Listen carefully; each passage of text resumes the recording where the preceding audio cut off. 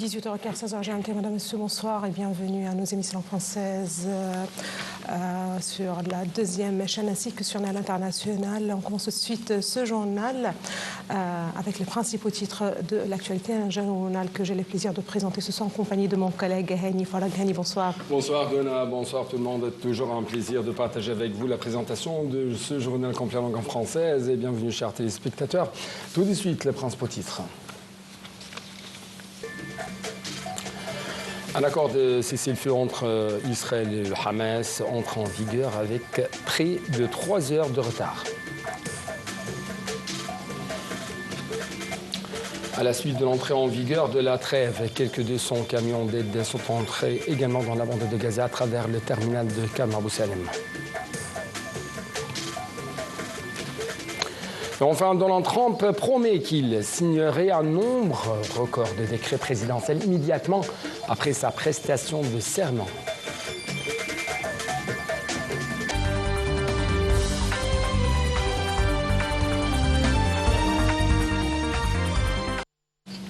Eh bien, on commence ce journal avec le mouvement palestinien Hamas qui a déclaré aujourd'hui qu'il attendait de recevoir sous peu une liste de 90 prisonniers palestiniens, de femmes et d'enfants devant être libérés par Israël aujourd'hui au premier jour du cessez-le-feu à Gaza.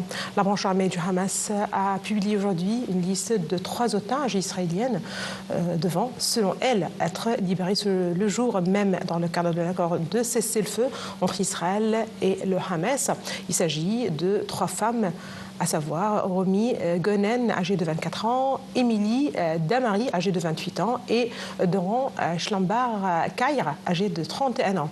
Le Hamas avait justifié son retard par des complications sur le terrain et la poursuite des bombardements israéliens.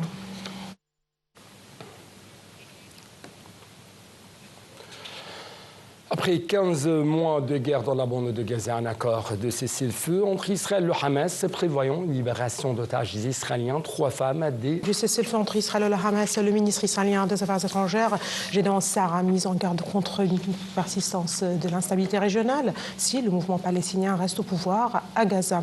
Lors d'une conférence de presse à Jérusalem, Gédéon Sa'ar a indiqué qu'il n'y a pas d'avenir de paix, de stabilité et de sécurité pour les 2 parties si le Hamas reste au pouvoir dans la bande de Gaza.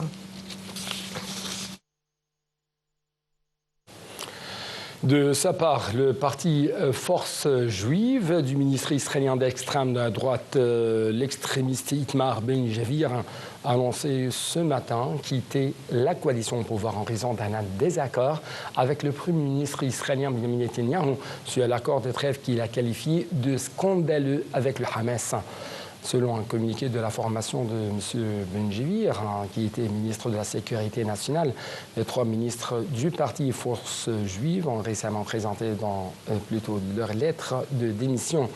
Cette annonce ne fait pas chuter le gouvernement qui bénéficie toujours d'une courte majorité au Parlement.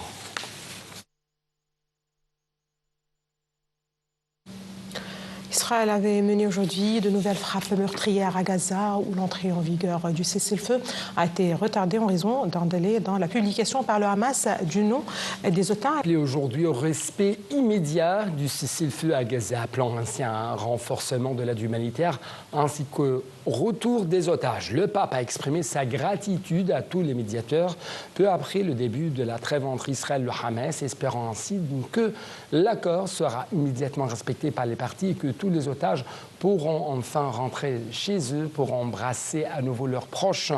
Le pape a encore déclaré que les Israéliens et Palestiniens avaient besoin de signes clairs d'espoir et qu'il espère que les autorités politiques de 2 pays, avec l'aide de la communauté internationale, parviendraient à la solution juste de 2 États.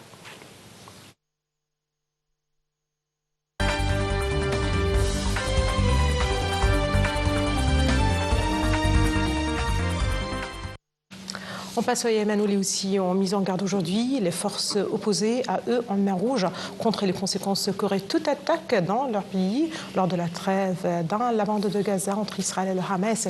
Les Houthis ont aussi revendiqué une attaque contre plusieurs navires de guerre, dont le porte-avions américain USS Harry S. Truman.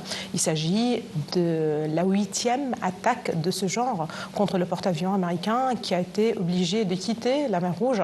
Les Houthis ont ajouté qu'ils feront face à toute agression par des opérations militaires précises contre ces forces sans ligne rouge.